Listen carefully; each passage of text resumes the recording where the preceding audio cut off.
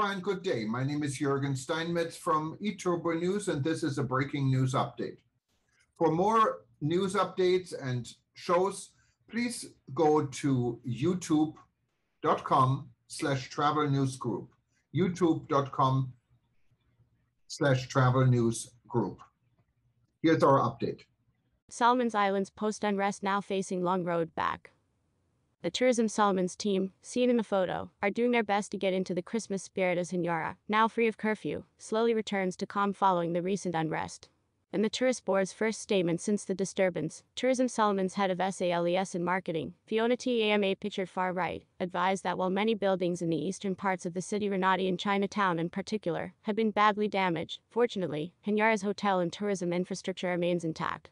The reality is the unrest has obviously had a major impact on the destination's tourism aspirations. This piece of good fortune aside, Ms. Tama said tourism is slowly heading towards a post-pandemic lockdown environment.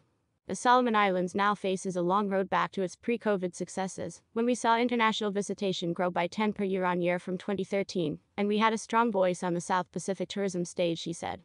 Well, we haven't anticipated reopening our borders until sometime in 2022, and that all depends on when we reach a 90% vaccination rate. Sadly, this occurrence will likely push that date back even further. There is no sugarcoating the actual situation. We have to be realistic about the damage done to Honiara, and the damage done by the unrest, and we know we have a massive amount of work to do. Our priorities are twofold. We need to regain confidence in our country as a safe destination for international travelers, and we also need to get ready in time for our hosting of the Pacific Games in 2023. Ms. Tama said people need to remember that while the city is a key part of the country's overall infrastructure, for many international visitors, it serves as a springboard to the Solomon Islands' main tourism corridors in the outer islands, which have not experienced any trouble whatsoever. With Munda now in place as our second international airport, the world still has ready access to these outer regions, and all the amazing activities we offer from diving, surfing and fishing, to our WW11 history, and of course our amazing living culture, which is spread right across our archipelago. Prior to the unrest, the destination has for the last 18 months been hard at work preparing the tourism sector for the time when international visitors can return to the Solomons Islands. Ms. Tama said the objective of ongoing programs with Solomon Airlines and industry partners was centered around a You Me Together You and Me Together domestic travel initiative, intended to drive business and revenue into hard-pressed tourism operators' pockets, while at the same time, readying these industry partners for the day when borders reopened. One of the most important factors in this strategy has been ensuring all accommodation suppliers have brought their offerings up to the required minimum standard program, instigated by the Ministry of Cultura and Tourism in 2019.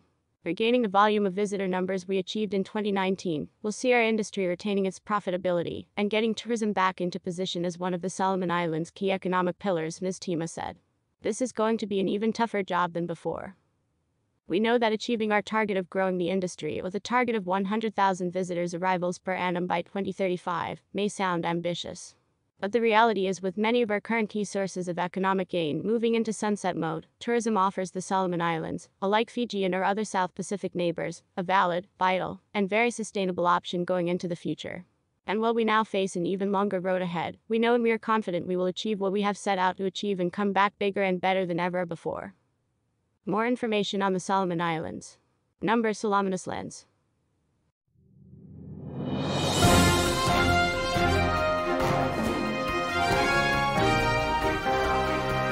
Thank you for listening to our news update. There's more on youtube.com/travel news group, or you can read us, of course, in going to our news portal at eTurboNews.com or travelnews.online.